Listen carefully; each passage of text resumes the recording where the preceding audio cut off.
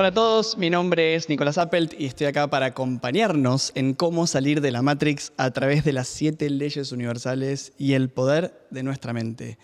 En todos los capítulos lo que vamos es atravesando cada vez más y profundizando más los entramados de cómo se constituye, se crea y se da forma a la realidad desde la perspectiva que nos brinda la metafísica y estas 7 leyes universales. Obviamente que cada vez que nos acercamos a intentar describir la realidad, siempre tenemos que imaginarnos que lo vamos a hacer a través de pequeños prismas, que cuando abrimos un tema, que cuando abrimos un debate o algo que queremos analizar, lo podemos hacer desde una perspectiva a la vez. Con lo cual siempre mi invitación es que cada vez que estemos juntos, acercándonos a algo, entender que a ese algo nos podemos acercar desde muchos lugares al mismo tiempo, desde muchos lugares que nos arrojen distintas perspectivas con distintas informaciones.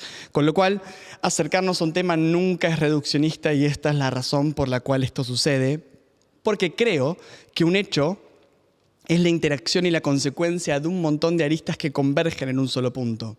Lo lindo de empezar a incorporar cada vez mayor cantidad de aristas y puntos de vista es que mientras más puertas de entrada tenga hacia esos espacios o hacia esos lugares, entonces mayor nivel de comprensión voy a tener sobre mí mismo y sobre el exterior.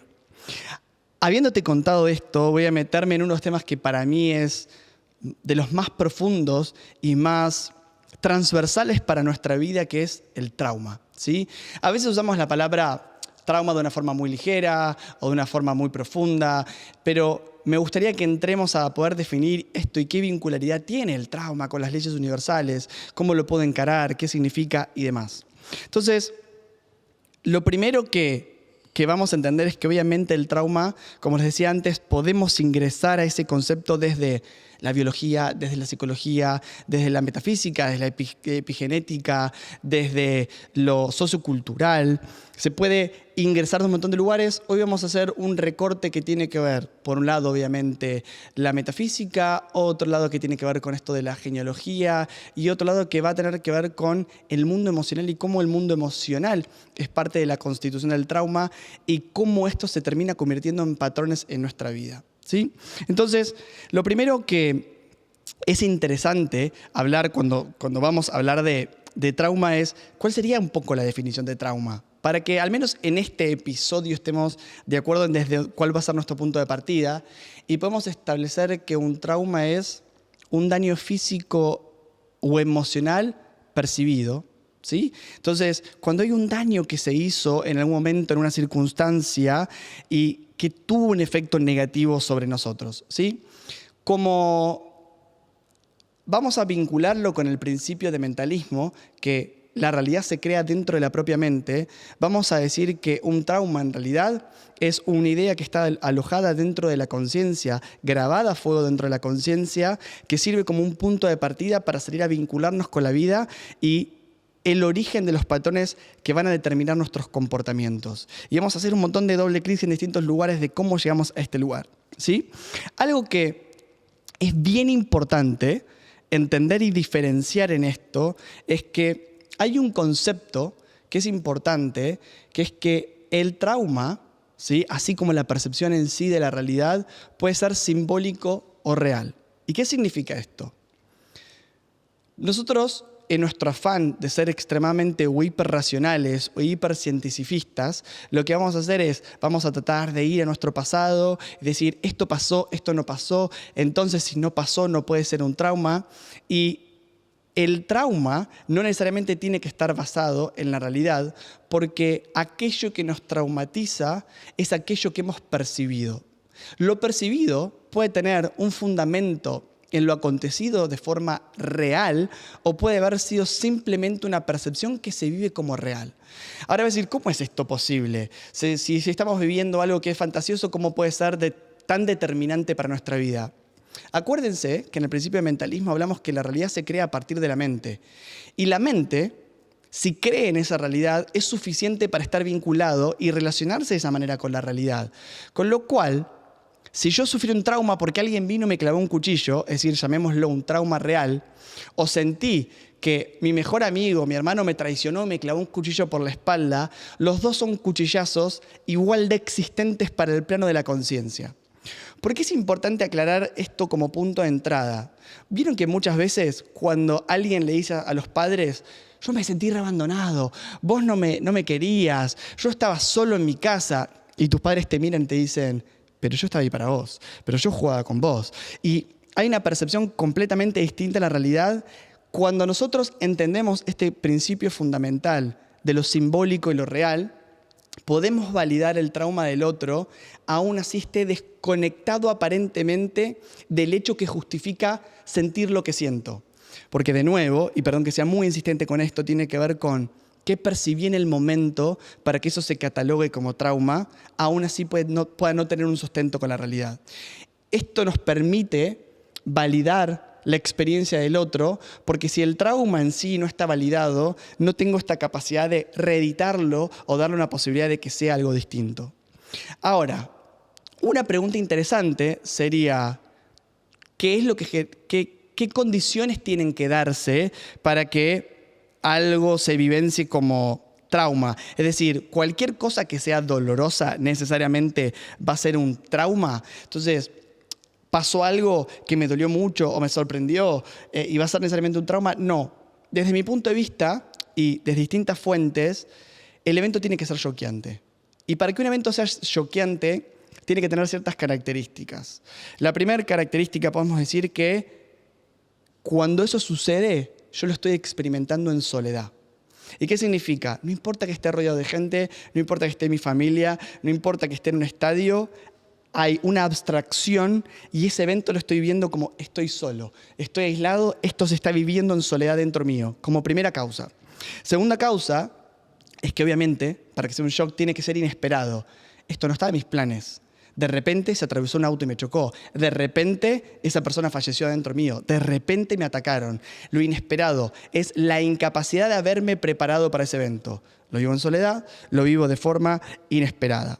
En tercer lugar, lo que podemos decir es que claramente el evento lo tengo que vivir de una forma dramática.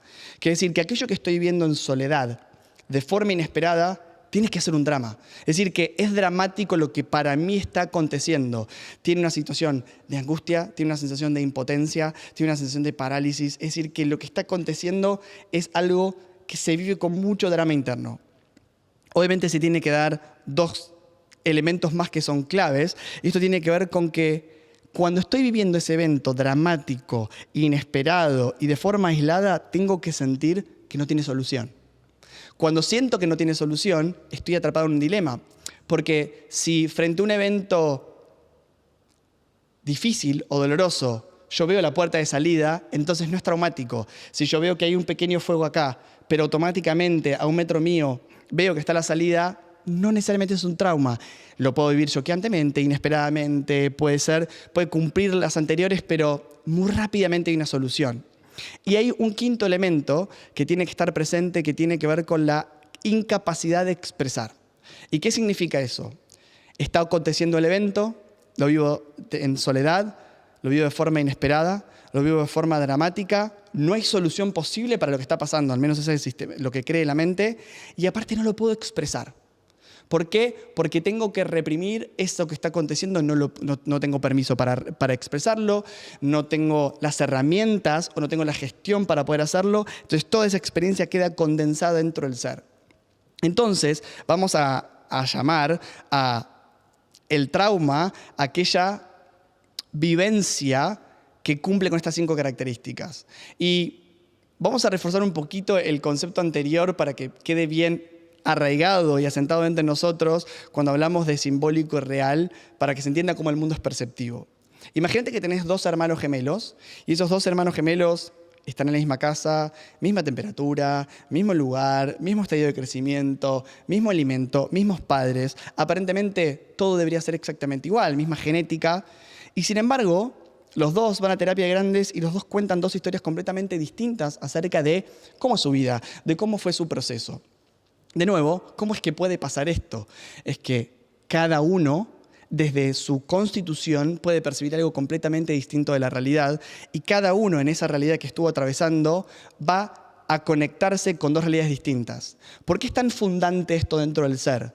Porque si uno se cuenta una historia y el otro se cuenta otra historia, cuando yo salga a tomar decisiones en mi vida, cuando yo salga a vincularme con la realidad, a relacionarme con personas, a pensar lo que es posible o imposible, va a estar arraigado en esos cuentos que nos estamos contando por los traumas que tenemos alojados dentro de la conciencia. Por eso, miren qué importantes son para determinar el destino de la vida. Vamos a un ejemplo más simple para que se entienda. Que lo hablamos en los episodios anteriores, pero creo que refuerza esta idea de imagínate que el equipo está por salir a jugar el partido de fútbol, que están perdiendo 2-0, están en el entretiempo y el director técnico empieza a insultarlos diciendo que esto no puede ser, que esto no puede ocurrir, que esto es terrible, cómo van perdiendo, que son los peores jugadores del mundo, que son terribles, que deberían abandonar. La mitad del equipo sale totalmente motivado hacia afuera, a través de esos insultos y a través de esa presión, y la otra mitad del equipo sale totalmente devastado. De nuevo, la realidad no es aquello que realmente está sucediendo, sino de lo que estoy haciendo con esos estímulos que la realidad me está trayendo y cómo puedo lidiar con esos estímulos. Entonces, obviamente, cada uno va a estar contando su propia historia. Avanzando un poco más, es importante entender que un trauma es una vivencia cercana a la muerte. De nuevo, acuérdense de lo simbólico real. No importa que necesariamente no me iba a morir si mi papá se iba abandonando a mi mamá, si tenía miedo que alguien le pegue a alguien, si veía que me estaban por asaltar, porque quizás no terminó pasando. Pero esa situación, ese momento, yo lo vivo como una situación de vida o muerte dentro de mi interior. Con lo cual, cuando estamos hablando de un trauma, estamos hablando de una experiencia cercana a la muerte. ¿Por qué es tan importante el trauma y por qué determina tanto a futuro? Porque después lo que va a ser nuestra conciencia, lo que va a ser nuestra psiquis, lo que va a ser nuestra personalidad, es que cualquier evento similar que se parezca a ese o tenga condimentos similares a ese, mi mente me va a hacer que camine en dirección totalmente opuesta y contraria a eso. Entonces, el problema del trauma alejado de la conciencia es que hay cosas que me pueden hacer muy feliz, pero como en ese momento esa situación tiene una connotación negativa, yo voy a caminar todo el tiempo hacia el otro lado. ¿Por qué? Porque la conciencia o el inconsciente está considerando que acercarme a este concepto es acercarme a un lugar de muerte, es acercarme a un lugar peligroso que va a llevar a que mi vida se termine. Sin saber que quizás acá hay parte de felicidad, hay parte de realización, hay parte de encontrarse uno mismo. Pero eso es porque tu inconsciente te quiere mucho y te está protegiendo y evitando que mueras. Ahora, te prometí que vamos a hablar un poco acerca de la perspectiva del trauma a través de la emoción y los patrones. En los primeros capítulos hablamos del sistema de creencias. Y cuando hablamos del sistema de creencias, hablamos de que una creencia está compuesta de pensamientos, emociones, imágenes y certeza. Tomemos de esos elementos solamente la emoción por ahora. Y vamos a ver cuál es el nexo entre la emoción y el funcionamiento de nuestro cerebro y la forma en que nosotros conectamos nuestras neuronas. Cuando nosotros tenemos un pensamiento, ¿sí? Ese proceso de pensar, que es esa conexión neuronal que se produce, esa sinapsis, esa interconexión neuronal que se produce, necesita de ciertas herramientas, necesita de ciertos elementos para hacer ese puente físico. Esos elementos van a estar producidos por la química. Y la química en el cuerpo va a estar comandada por las distintas emociones que nosotros estamos percibiendo. Entonces, obviamente, si yo percibo la emoción del miedo, va a activar mis glándulas adrenales y lo que voy a disparar en el cuerpo va a ser cortisol y adrenalina. Entonces, si mi emoción tuvo miedo y eso dio la orden para disparar ese tipo de químico, el material disponible dentro de mi cuerpo es cortisol y adrenalina y es el material disponible para construir mi sistema de pensamiento, de creencias y mi interconexión neuronal. Ahora, este es nuestro diario de sentir emociones, nuestra fábrica de químicos. Entonces sentí felicidad, dopamina, oxitocina, sentí tristeza. Entonces empiezan otro tipo de químicos. Entonces podemos empezar a ver la emoción como aquel movimiento que nos da la instrucción necesaria para generar ciertos químicos que después van a generar esa construcción neuronal. Esa construcción neuronal que va a determinar la forma en que pensamos, que va a ser parte de lo que constituye el sistema de creencias, empieza a ser el primer atisbo de lo que es construir un patrón de comportamiento. Si repito ciertas emociones, repito ciertos pensamientos, entonces eventualmente repetiré ciertos tipos de comportamientos. Ahora, en el trauma sucede algo levemente distinto porque el trauma no es algo que suceda todo el tiempo en la vida, sino que se dan momentos muy determinados que Si vamos a la perspectiva del cerebro, nosotros habitamos entre 4, 5 o 6 estadios cerebrales distintos. ¿Qué significa esto? Los impulsos eléctricos que está generando tu cerebro de forma constante. Dependiendo, y acá lo podemos vincular con ley de vibración, dependiendo en qué estadio frecuencial funcione tu cerebro, es el tipo de realidad o proceso que está llevando adelante, con qué realidad está conectando. El primer estadio es en el que estás conectado ahora. Ahora estás viendo este video podcast y estás en un estadio que se llama beta. Ese estadio beta de 14 a 28 ciclos por segundo es este ciclo en donde estás puesto en tus 5 sentidos, estás hacia el exterior, estás conectado con lo que está sucediendo. Es decir, que es como tu forma más animal y más reactiva con la realidad. Después pasaríamos al estado alfa, que es el estado un poco más relajado previo a este estado alfa, a este estado beta, que tiene que ver con...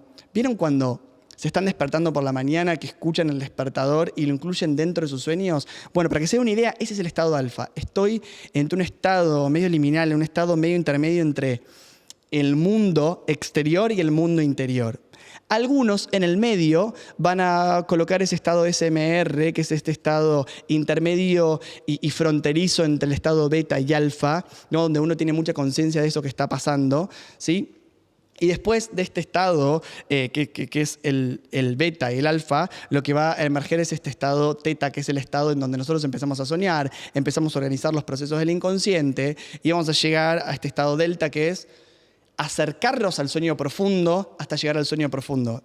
¿Vieron que cuando se dice que alguien está en coma, que está internado en coma, lo que estamos diciendo en realidad es que esa persona cerebralmente está muy cerca del cero? Si en el cerebro nuestro pulso está en 0, significa que ya no hay más actividad cerebral. Que esté vivo significa que está por lo menos en 0, algo, por eso esa persona está en coma. Mientras más bajo estás, más cercano al 0 estás más cerca de ese sueño profundo, como ese letargo eterno. Vamos a hacer un paréntesis del cual no vamos a hablar ahora, pero es muy lindo para futuro, que es qué sucederá a las personas que se encuentran en coma. Por ejemplo, que están mucho tiempo, como le pasó a Cerati. ¿Qué proceso estará haciendo el alma? Pero lo dejamos como interrogante para el futuro. Volviendo a esto, ahí sí, todo lo contrario al delta, hay un estadio de pulsos eléctricos muy interesante en el cerebro que tiene que ver con el estado gamma. Cuando hablamos de gamma, es una frecuencia muy alta, es un pico muy alto de expresión que se da, por ejemplo, cuando vivimos estas situaciones traumáticas o estas emociones altas. Imagínense esto, imagínense que ustedes tienen un transformador que funciona entre ciertos amperes, ¿sí? Y que obviamente si no tiene cierta cantidad de amperes, no va a encender la máquina, y si le das más de lo que puede tolerar, vas a quemar la máquina.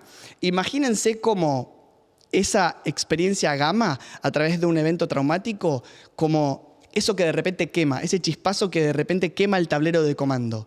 Entonces de repente queda uno de los cablecitos quemados. Entonces lo que va a hacer este evento traumático, que acuérdense que cumple estas 5 experiencias básicas de vivir en soledad, inesperado, dramático, sin solución, sin expresión, lo que va a suceder es que va a dejar una pequeña marca.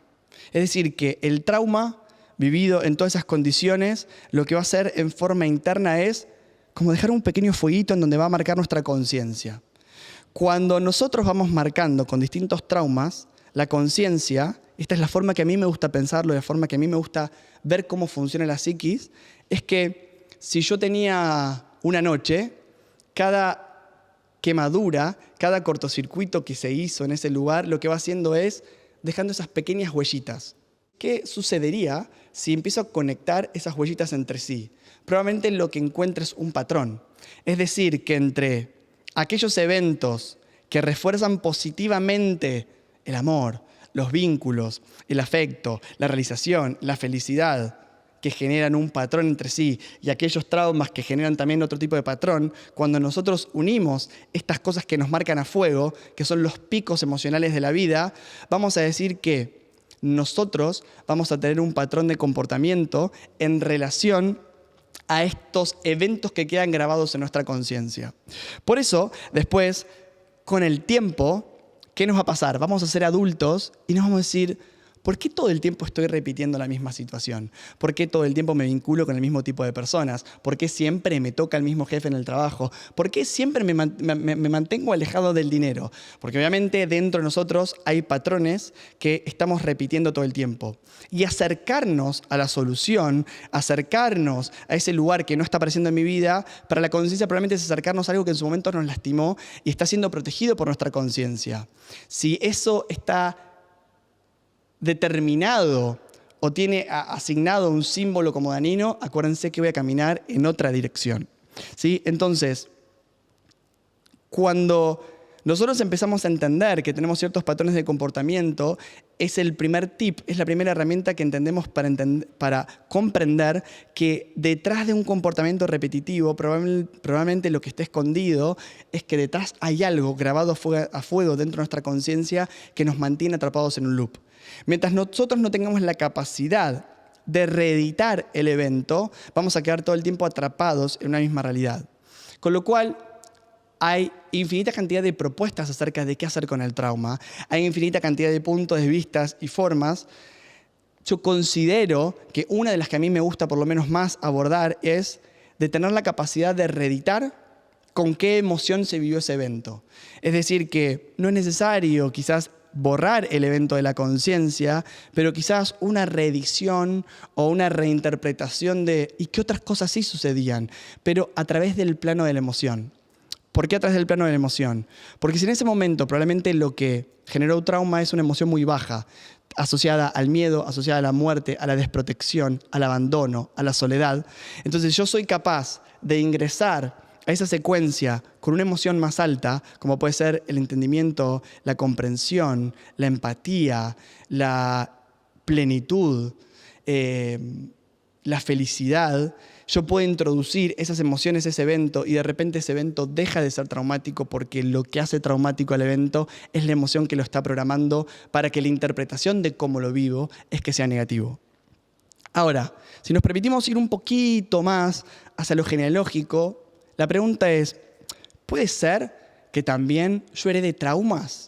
¿Puede ser que yo esté repitiendo y sosteniendo traumas que no me pertenecen? Porque ¿qué nos va a pasar muchas veces? Vamos a estar hurgando en la conciencia, en terapia, y de repente no voy a estar encontrando esos traumas. Y digo, che, yo hice mucho para ver esto, ¿de dónde viene?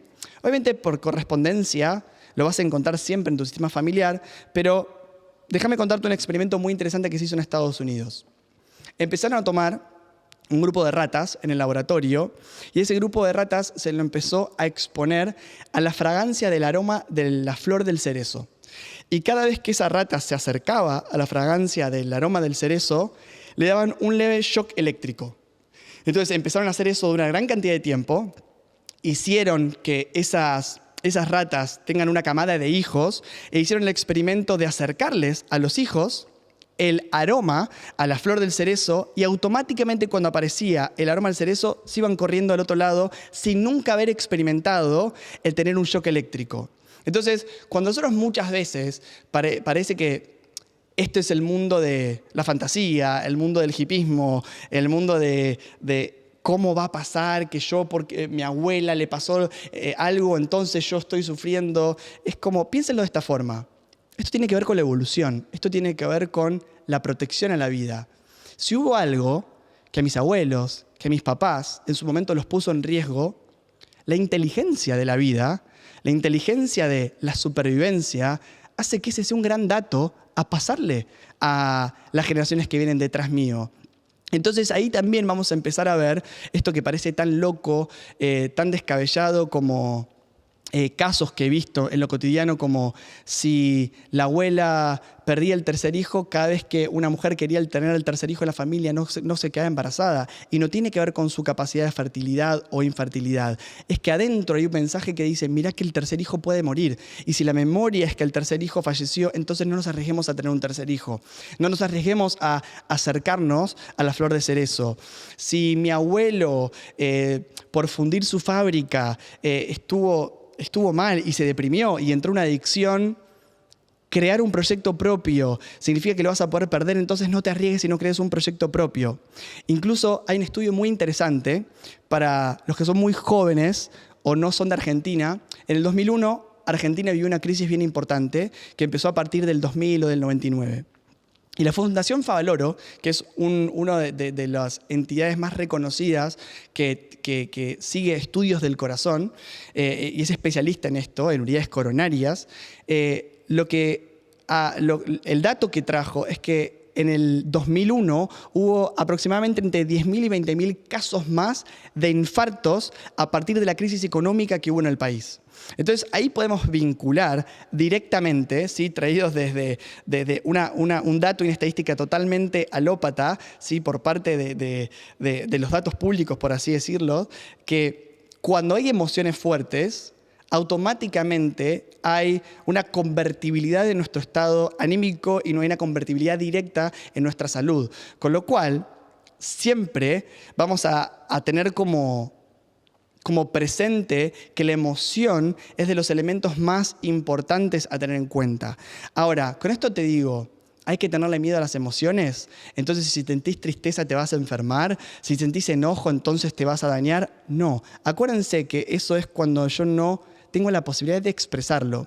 Sino un poco lo que empieza a pasar en el rubro de la espiritualidad es que cuando aparecen emociones que están mal catalogadas como negativas, que no son negativas sino necesarias para la supervivencia, como el enojo, la competencia, la envidia, la tristeza, la soledad, no es que no tienen que ser expresadas y falsamente convertidas hacia la positividad. Lo que tienen que ser es expresadas, encontrar soluciones posibles para encauzar esas emociones y esas vivencias, y mientras esas herramientas y esa gestión emocional esté disponible adentro nuestro, descansen en paz, estén tranquilos que no se van a enfermar por sentir tristeza y angustia si se les murió un familiar, si perdieron un ser querido, si se les rompió el corazón, si están estresados. Mientras sea en un ámbito en donde lo puedan canalizar, donde le estén prestando atención, donde no lo repriman, porque eso sería la no expresividad, entonces cualquier emoción que estemos sintiendo siempre va a poder ser gestionada. Los traumas, las enfermedades, esto viene justamente de lo no expresado.